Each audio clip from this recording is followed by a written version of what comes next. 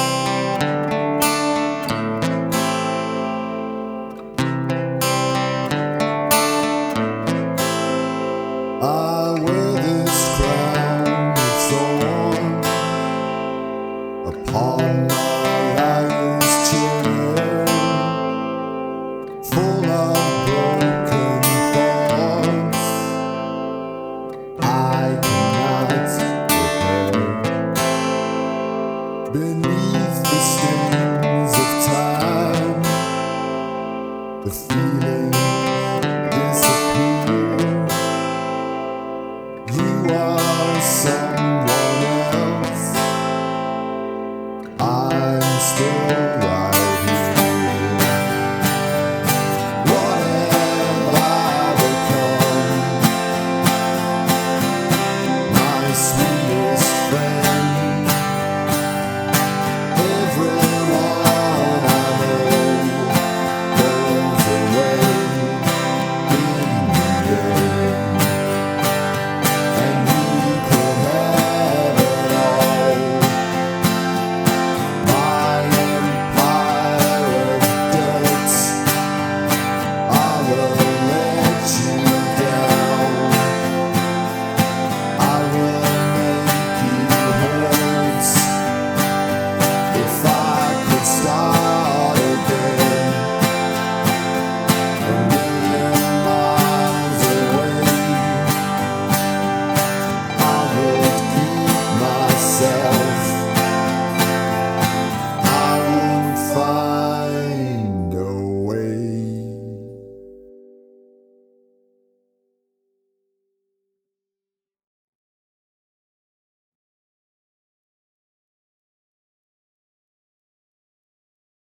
All right, now that we've seen that, let's sort of have a look at the, the sort of close-up parts that we've got. You're basically dividing it up into two main sections. One is the verse sections, which carries the arpeggio, and two is the strumming in the choruses. So let's start with the arpeggio.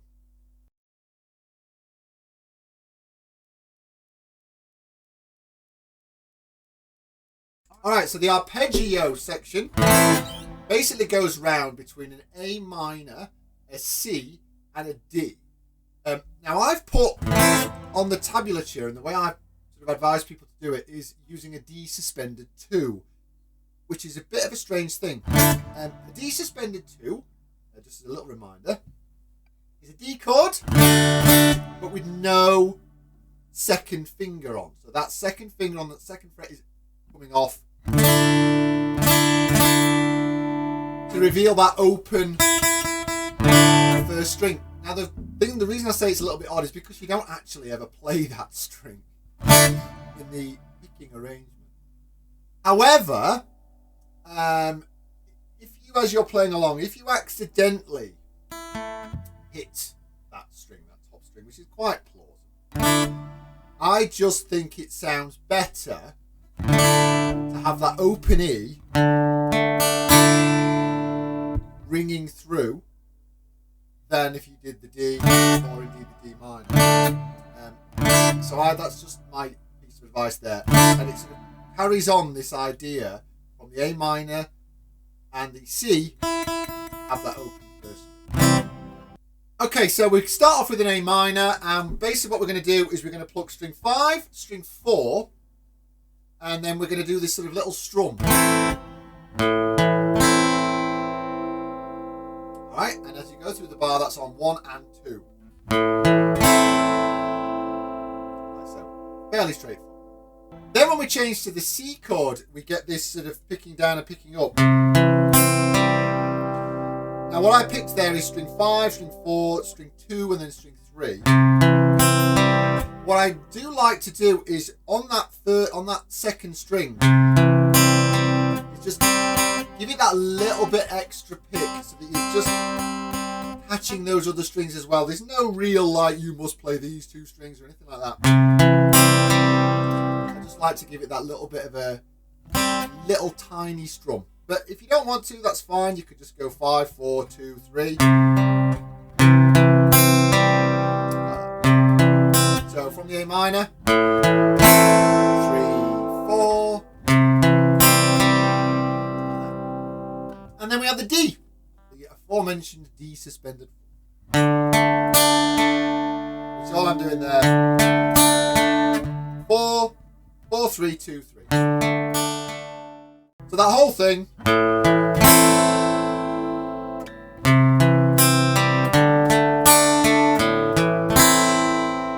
takes you through the verse.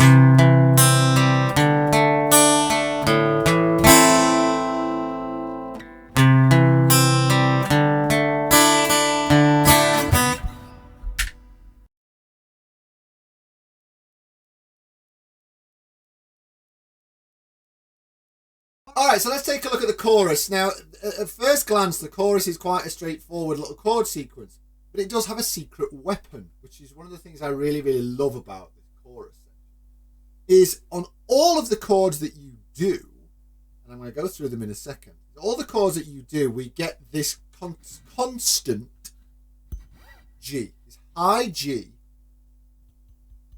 on the 3rd fret of the 1st string.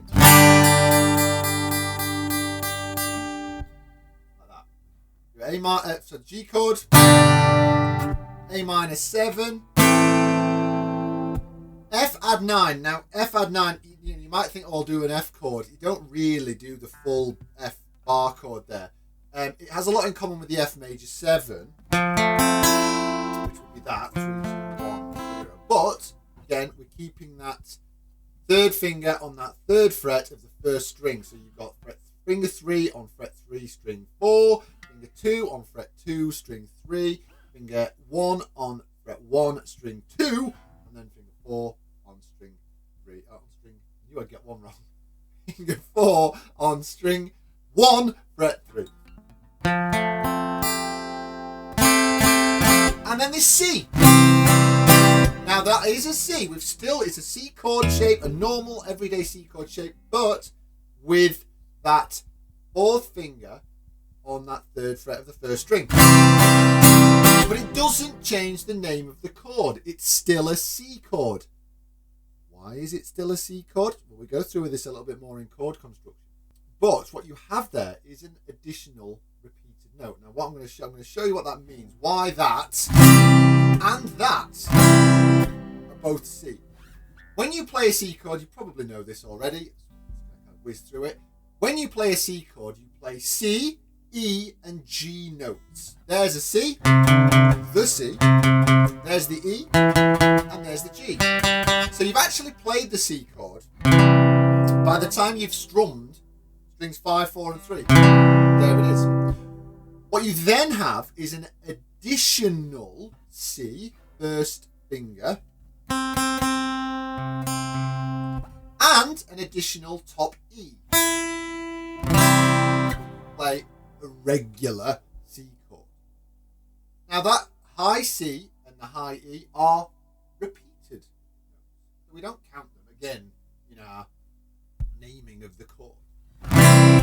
When you add that 3rd fret of the 1st string with that little finger, that is a G. And you may remember when we did the whole C chord notes, the G is one of the notes of the G chord. So all you're actually doing is, instead of adding an extra E, you're adding an extra G. You're still using the notes of the C chord, so therefore it is still very much a C.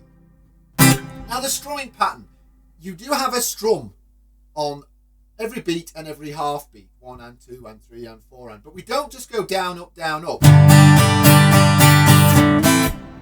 The thing that I like to do, which works really, really well, is do the full strums on the beat.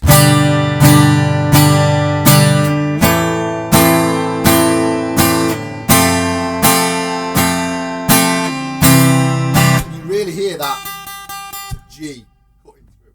But I like to do sort of a half strum, a lower note strum on the ands.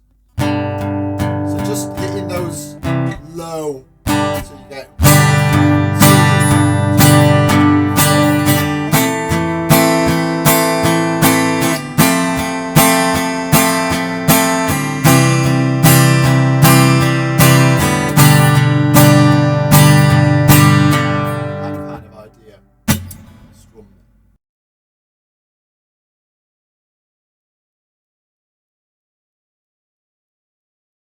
Thanks for watching, boys and girls. Don't forget to like this video. Don't forget to subscribe, share, get my viewing hours up, and hopefully we'll see you next time. Thanks very much. Bye-bye.